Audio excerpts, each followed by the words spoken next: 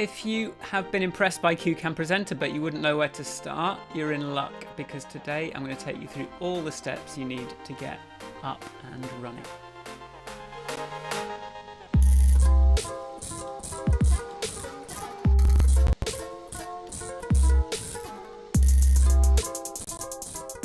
This is Squares TV App Lab number 46.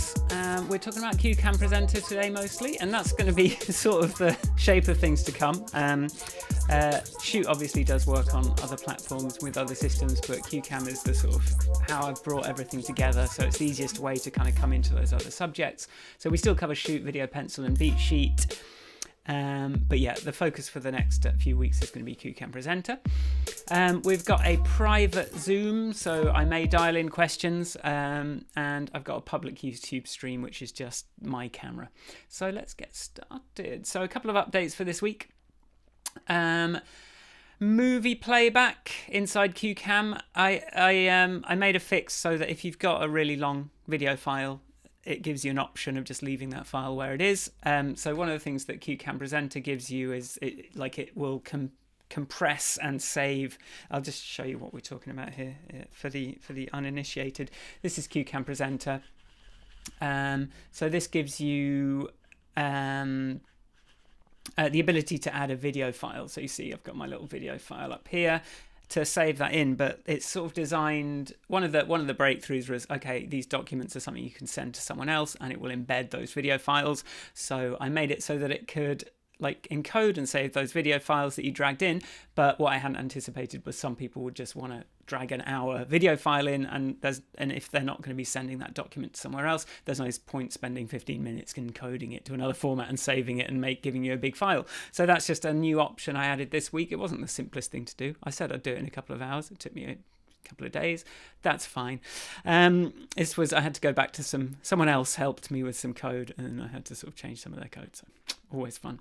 And also I've done a bit of a new installation process for, when you first install CueCam. That's that I'll just take you through in a moment.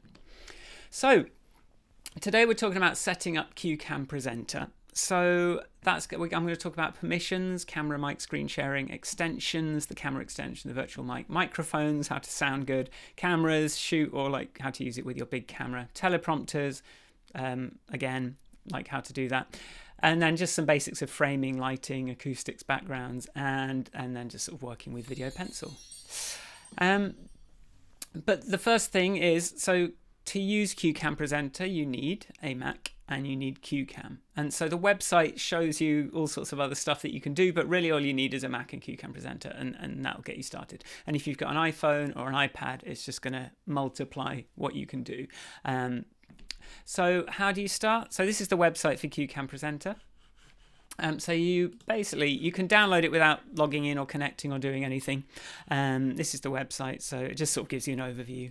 Share things on your webcam, build presentations for your webcam, not a projector. So that's got all the sort of information, but really there's just a download button up here. And when you download, it'll give you a quick video that kind of shows you the steps you're going to need to take.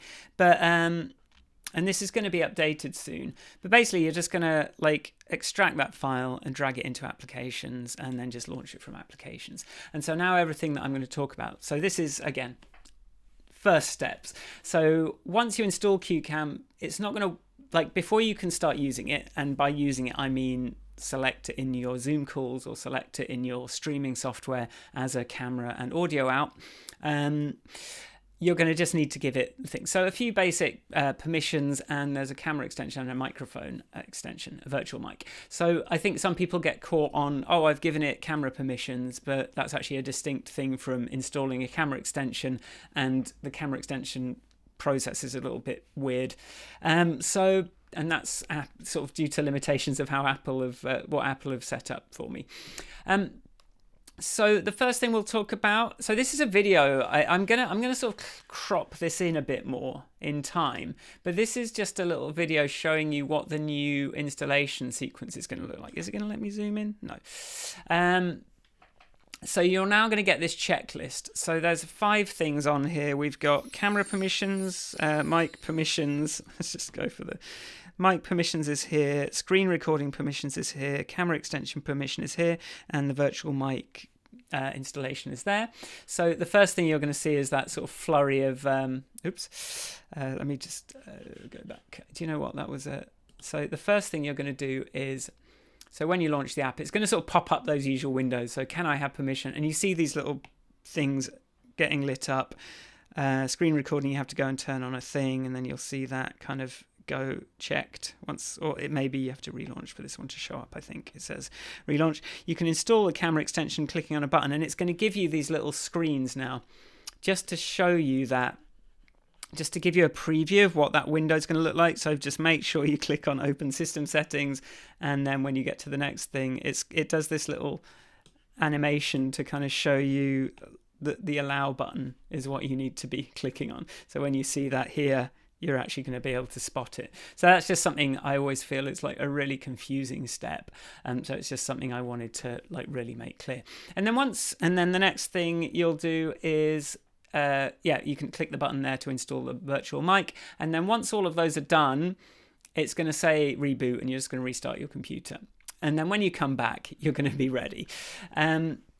So maybe, and I this is like I just made this thing this morning, so I would like it to sort of like have checks for everything, or something that shows, oh, you just need to restart for these last two, or maybe, but so it will get a little bit tighter as time goes on, but really it's just to show you these are the five things you're going to have to do to get this app to be useful.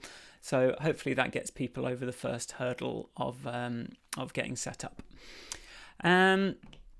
So that's the sort of installation process. So the next thing I would talk about is, and I just need to add another note for myself. Microphones. Because CueCam is sort of for Zoom calls, I guess you can get away with your MacBook's built-in mic, but I really always like to start with microphones. If you've got a better microphone, it's just everything's gonna look better. You're gonna sound better. Everything's just gonna be better. So there's lots of channels that review different microphones, and I am not one of those. Like, I'm not going out buying all the different hardware and comparing it. But from my experience, just the convenience of a USB microphone that just plugs into your laptop and has a headphone output is really good, because it gives you that direct monitoring. Without the delay on it, so you can actually hear if you're sounding all right directly, and otherwise things get a lot more complicated. And I really do have to say, and I see John is here, headphones, like, you've really got to find a way to have I've got my big headphones today because I don't have good speakers in here in my room at the moment. I've been trying to just fine tune some audio stuff, so I have got my big headphones on, but you can get headphones that are a bit more subtle, and obviously like office hours is the place to go for a lot of this information. But I just always want to say, like, start with microphones, and then CueCam is just going to give you like the option to pick your preferred microphone, and it's going to try and make sure that you're using that microphone and then it hasn't switched to another one automatically, which I find can often happen. Like, you think you're on your good mic and you're actually on the worst mic on your computer. But yeah, sounding good. I would say, yeah, we've got to watch out. So this is like I'm saying, if you're doing Zoom calls, if you're doing a stream, things to think about. Background noise. A good reason to have an Apple Silicon Mac is they're quiet. The fan doesn't start going, so that's really good reason to have that. And then acoustics are two different things, and people always think, oh, I've got to install sound insulation. They think the egg cups on the walls are for acoustics, not sound insulation. Sound insulation requires thick material. So if you don't have the budget to kind of like put a layer of material into your walls, then you're probably going to have to figure out a better approach to sound treatment. But just I guess not everyone has the luxury of a quiet space to do these things, but like it's kind of essential, because otherwise all the good work we're doing everywhere else is going to be pretty much for nothing, because you're going to have background noises and loads of sounds, and people are going to be able to hear traffic, and it's just not going to be any good. Especially as with CueCam, we do want to be able to go high quality audio mode so that we can play music, so that we can play the audio from videos, which means we're not going to be getting that sound isolation that Zoom gives you, for example, because we do want to be sort of creating the mix within CueCam. So ideally, you will sort of solve that at the source. You can use Apple's voice isolation stuff on the incoming microphone, and that works pretty well as well. So there's ways to do that. But yeah, like the quieter you can get your room. And then the other thing with sounding good is just like keep doing it. Just like if you're, I think particularly for sort of streaming and podcasting and stuff, like I just learned so much from just recording a podcast every single week and editing myself and just learning what I sound like and getting used to it. So I think that's something, you know, if you're going beyond the Zoom calls, that's a really good thing to do. Just keep practicing, and then you'll sort of get the hang of sounding good and yeah, just get better at that. To talk about cameras and teleprompters, so I think if you've got a fancy camera or teleprompter, then you probably know about that stuff. But I sort of want to just show you can get almost as good as what I can get with my big teleprompter and my, you know, DSLR and my iPad and the giving me my what I need to say. But you can get this almost as good with Shoot on your iPhone. So Shoot gives you you can use it as a camera, so you can use it as your main camera in CueCam. You can use it as a teleprompter, and it has a face follow feature, which is kind of cool if you're showing. So we're showing titles here, and I'm sort of like scooching over to the side. But if I was using Shoot, then it would actually like move me. It would pan me off to the side a bit so that I wasn't colliding with those things. And then if I switch those to the other side, so because we can be on the left or the right with these, then it would like pan me across to this side automatically. So there's sort of like cool things we can do with Shoot that we can't even do with a fancy camera. And then the other thing is you can get your program preview on your phone. So you can see this guy's got you can either set, what I've got up at the moment is myself because I'm broadcasting this and that's what I care about. But I could have my Zoom call in there. So I could select the Zoom window. So just to show you what that looks like, there's a menu that gives you, like you can say, send the output to Shoot. It says experimental, but I'm feeling like it's pretty usable now. You can choose which output, and you can choose what it sends. So here I'm just sending the virtual camera output, but I can pick any other window on my computer to go over to the phone. So if we just, I'll show you what that looks like on a phone. So hopefully this, oops, try not to accidentally press a button, but if we go to next, here's my room. So here's Shoot running on an iPhone, and you can see it's if we go, I kind of want to, there's nothing on this guy, but so my teleprompter is appearing here. This is actually the feed from my computer. You see, that's not the iPhone camera. That's me coming from the computer. And yeah, like that's sort of like I feel like I wanted to show. And if I selected my phone, which I can do on if I go into demo mode, if I selected my main camera to be my phone, I want the. Is it going to let me? Main camera, Shoot on. Maybe not. I'm getting a bit carried away with my demo. But I could, if I was using this camera, then you'd see the view from this camera. But at the moment, it's showing the view from the camera above. So this is the big teleprompter.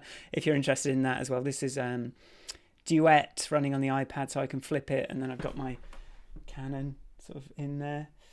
And that's an EOS 6. So this is cool. Something that's going to be cool, because one of the reasons I wanted to show you the camera coming out because I've got an iPhone XR set up there. I don't know why it's not showing up on the thing. But if I were to, if I use the iPhone XR's preview, then you're going to see that it's not as good with color as my big camera. But as soon as we get Apple log enabled in Shoot, which is I've just got to find like an hour to polish it up, and then I'll just open up the ability to have log mode coming out of Shoot, and then you can put a LUT on CueCam's camera, so you can just have good color and lighting. So yeah, just some notes on framing, lighting, background for newcomers. This is the newcomer session. I would say in terms of lighting, oh, is my phone still? Is this going to just reappear if I just reopen my thing? Let's try this.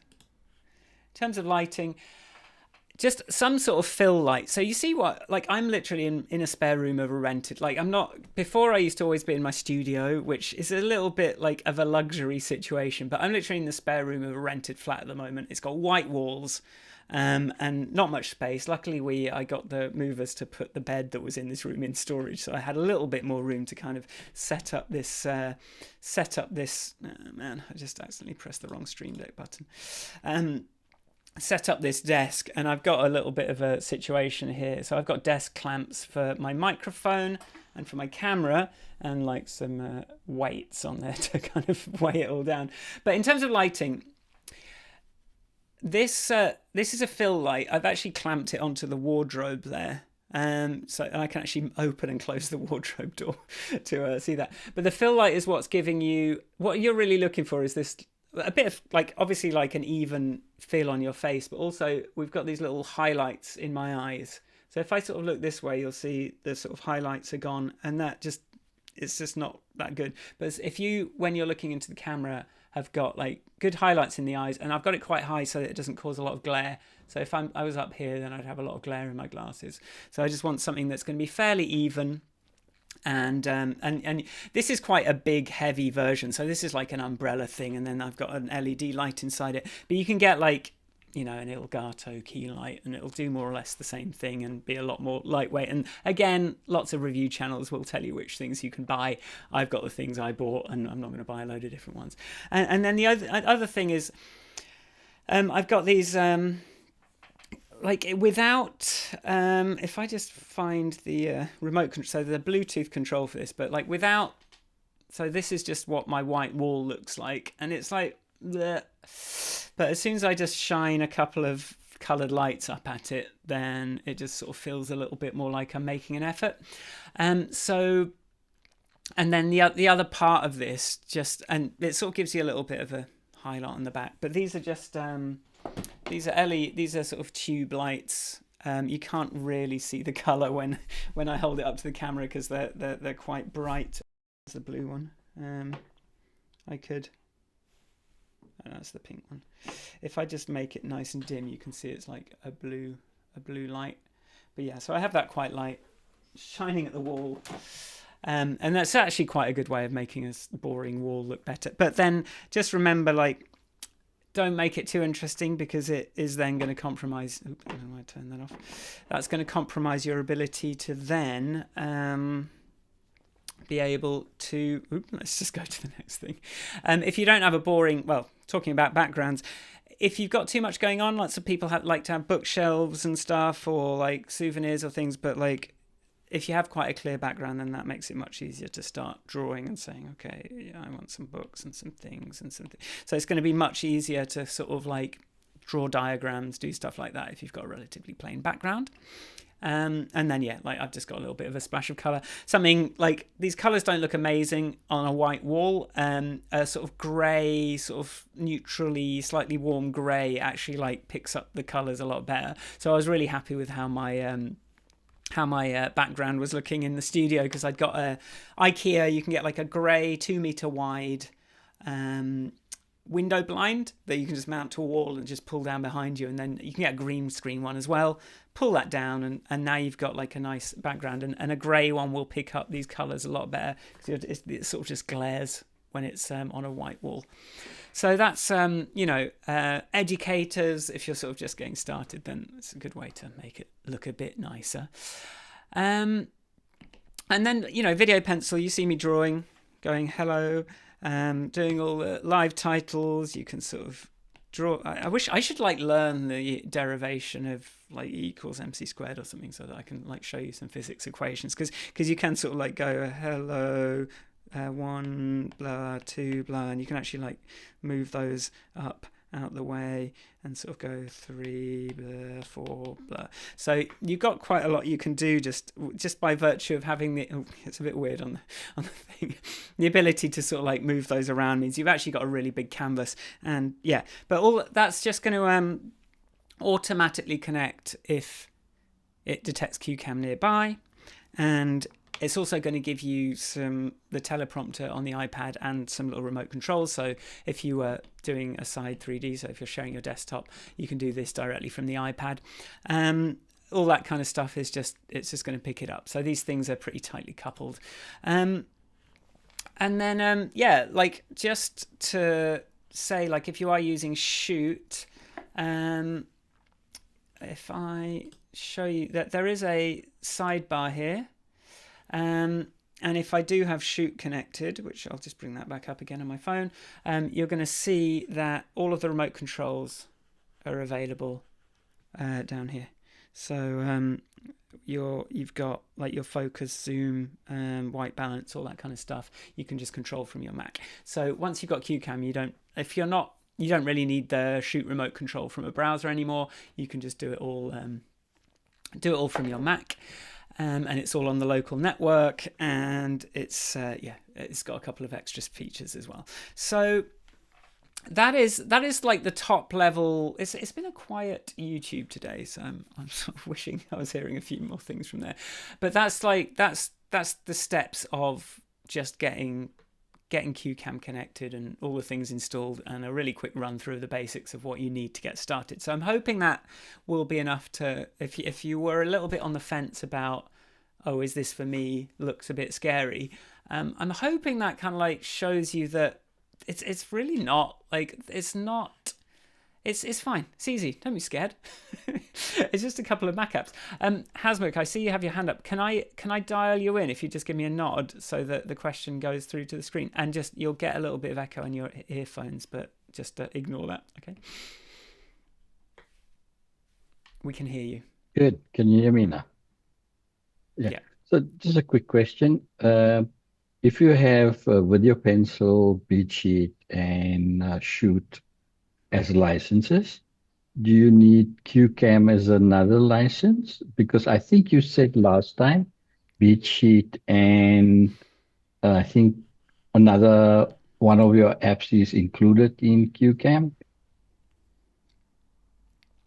Yep, great question. I'll disconnect you so you don't hear the echo. Basically, now all these things, the idea is it all comes under the one CueCam license. But if you have already bought Shoot or Beatsheet or Video Pencil, those will be discounted from that purchase, from that subscription. So and I had a bug last week, by the way, where this is a fun one. This is a fun one to talk about. I'm trying to like I want to stop this stream. My logic for calculating the discounts, I forgot something that I'd done inside Shoot as a little bit of a shortcut to make my life easier. So when you enable like if you buy the $99 lifetime updates in Shoot, it just like goes through and just adds, just to make it easier for me to tell you what you got, it just adds in-app purchase, the sort of indicates that you've got all the in-app purchases in a big list. But then when I was synchronizing those purchases across to CueCam and up to the website, it was just like taking all of those and saying, okay, this one's worth this much, this one's worth this much, and it was just giving people a $300 discount on a $200 purchase. And so a couple of people got the whole thing, the first year, for free, because I forgot that I'd done that. And I was like, because the first person that sent me a screenshot, I was like, that's weird, how did you manage to buy all of those things? You should only be able to buy one. And then the second person the next day that did it, I was like, oh no, I know what I've done there. So yeah, I've tried to make it for Mac users. I wanted to make it as I wanted to sort of like take into account the things you've already got, but give you this kind of new path to like a really coherent experience. I'm dialing you in again. So what's the process? You download CueCam, and then you go through a process of inserting your licenses for the other three apps that you have, Video Pencil, Shoot, and Beatsheet. So what you do is so basically the way CueCam works is it just detects it detects Video Pencil nearby, just because it, that's how it connects to them. So basically you download the app, install it, run it. If you just open Shoot on your phone, it's going to see it. If you open Video Pencil on your iPad, it's going to see it, and it's just going to sync that up to the server. And then when you log in, but you have to sign in first, obviously, for that to work. So first sign into CueCam, and then it will sync that to the server. And then when you sign into the website, then you'll see the discounts on there. And so I've tried to make it as seamless as possible. And I'm just so grateful to all the people that have. I mean, I can't believe people are buying lifetime updates in the first place.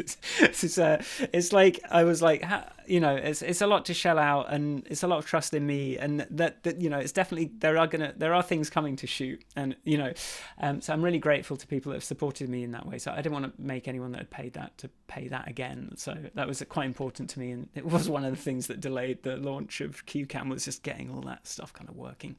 So yeah. You get all this stuff. So yeah, moving on. I just had a note on the Video Pencil sparkles. This is more so Video Pencil has a cool Christmas. This is just for Christmas. This is just for the holiday season. We've got this little sparkles thing. But if you hear, there's sound with it. And I just wanted to do a quick video to say, how do you get the sound into it? So there's two ways to get the sound out of your iPad so that it comes in. And the first thing is in CueCam. If you're using CueCam, you just add in over here. You can add in your iPad. So here what I've done here is I've just added in my iPad as an input and just turned the volume down a lot. So we've got, so you can see that is picking up the audio there. And obviously if you were on something else, you just add that as an input. So you can either do that as an audio interface if you've just got the headphone output of your iPad plugged into your computer, or you can, if you plug in the iPad, then you can use audio MIDI setup. There's a button down. So audio MIDI setup is an app that comes on every Mac, and any iPads that are plugged in will, down here, they'll have a little enable button. So you can see I've got quite a few things plugged into this Mac, but this is my iPad. I pressed enable, and that let me select it as an input into CueCam or whatever else I'm running. It is a bit annoying because you have to press it every time you plug the iPad in. There doesn't seem to be a way to make it automatically always remember that you want the sound from your iPad. But yeah, that's how you get the maximum splendor for the sparkle. So I like this. No one's commented on it. I'm a bit disappointed about that. I thought it was fun. So we're at past after last week's session, which was so busy. This is quite a quiet one, but I'm not gonna stretch it out because there was a lot of questions last week. So yeah, here we are. I see Tony. Hi. That's it for this week. That was a very much beginner's get setup guide to CueCam Presenter. Next week we'll go into a bit more of the first steps, what you can do once you've got it installed, and so I'm basically going to be kind of refining these introductions, and making sure that the videos are all up to date. And each time I come back to that first use experience, I'll probably end up improving it a little bit so that the demo of it is a little bit cleaner. So I think this is going to be a good routine. But yeah, if you need to ask me anything when I'm asleep, we'll get some help when I'm asleep. There's a Discord which you can get to, squares.tv/discord. And of course, if you do go to squares.tv, there's a big banner with a link to CueCam Presenter on there. So thanks everyone for joining today. And yeah, I'll see you all next week. And I hope you have a good rest of your day. Cheers. And I'm supposed to fade this up. And yeah, see you soon. Cheers. Bye.